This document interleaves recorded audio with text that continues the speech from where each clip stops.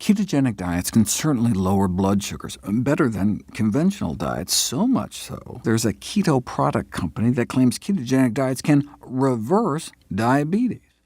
But they are confusing the symptom, high blood sugars, with the disease, which is carbohydrate intolerance.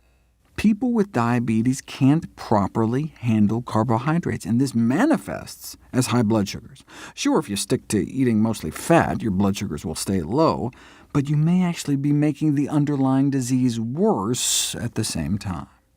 We've known for nearly a century that if you put people on a ketogenic diet, their carbohydrate intolerance can skyrocket within just 2 days. Here's the blood sugar response of someone eating sugar after 2 days eating a high-carb diet. Here's exposure to the same amount of sugar after a high-fat diet for 2 days. Their intolerance to carbohydrates skyrocketed on a high-fat diet. 1 week on a 80% fat diet, you can quintuple your blood sugar spike in reaction to the same carb load compared to a week on a low-fat diet. Even a single day of excessive dietary fat intake can do it. If you're going in for a diabetes test, having a fatty dinner the night before can adversely affect your results. One meal high in saturated fat can make the cause of diabetes, carbohydrate intolerance, worse within 4 hours. Now, with enough weight loss by any means, whether from cholera or bariatric surgery, type 2 diabetes can be reversed, but a keto diet for diabetes may not just be papering over the cracks, but actively throwing fuel on the fire. I've been trying to think of a good metaphor. It's easy to come up with things that just treat the symptoms without helping the underlying disease, like giving someone with pneumonia aspirin for their fever instead of antibiotics. But a keto diet for diabetes is worse than that, because it may treat the symptoms while actively worsening the disease. So maybe it's more like curing the fever by throwing that pneumonia patient out into a snowbank, or maybe curing your amputated finger by amputating your hand. No more unsightly finger stub. One of the co-founders of MasteringDiabetes.org suggested it's like a CEO that makes their bad bottom line look better by just borrowing tons of new cash. The outer numbers look better, but on the inside, the company's just digging itself a deeper hole. Remember The Club? Maybe I just watched too much late-night TV growing up, but it's a car anti-theft device that attaches to your steering wheel and locks it in place, so the steering column can only turn a few inches. Imagine you're in a car at the top of a hill with the steering wheel locked. Then the car starts rolling down the hill. What do? Oh, did I mention there's also something stuck under your brake pedal, too? The keto diet equivalent response to this situation is, who cares if you're barreling down into traffic with no brakes and a locked steering wheel? Just stick to really straight, deserted roads without any stop signs or traffic lights. If you do that, problem solved.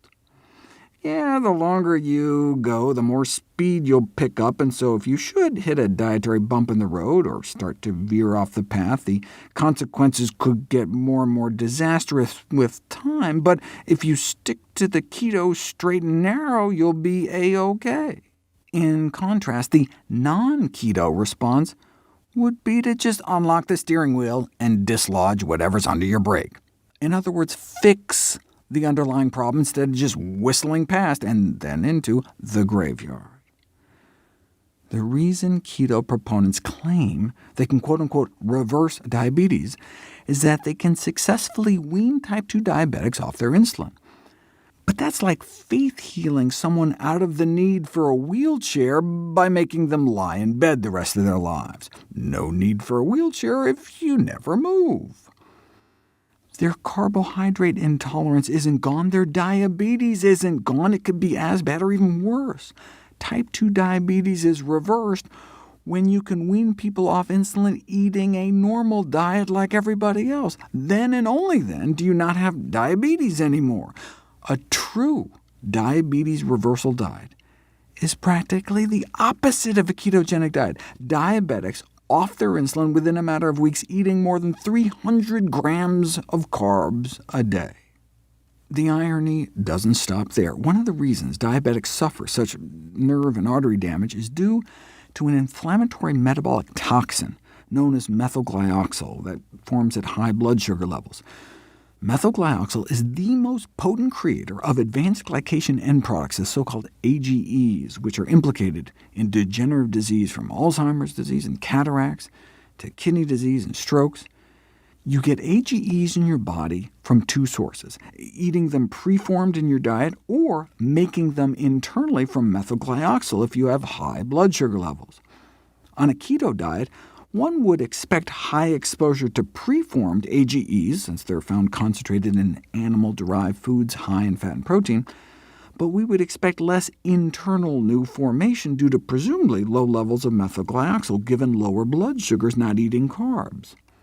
Dartmouth researchers were surprised to find more methylglyoxal, though. A few weeks on the Atkins diet led to a significant increase in methylglyoxal levels. And those in active ketosis did even worse, doubling the level of this glycotoxin in their bloodstream. It turns out high sugars may not be the only way to create this toxin. One of the ketones you make on a ketogenic diet is acetone, known for its starring role in nail polish remover. Acetone does more than just make keto dieters fail breathalyzer tests and develop what's been described as rotten apple breath. Acetone can oxidize in the blood to acetol, which may be a precursor for methylglyoxal. That may be why keto dieters can end up with levels of this glycotoxin as high as those with out-of-control diabetes, which can cause the nerve damage and blood vessel damage you see in diabetics. That's another way keto dieters can end up with a heart attack.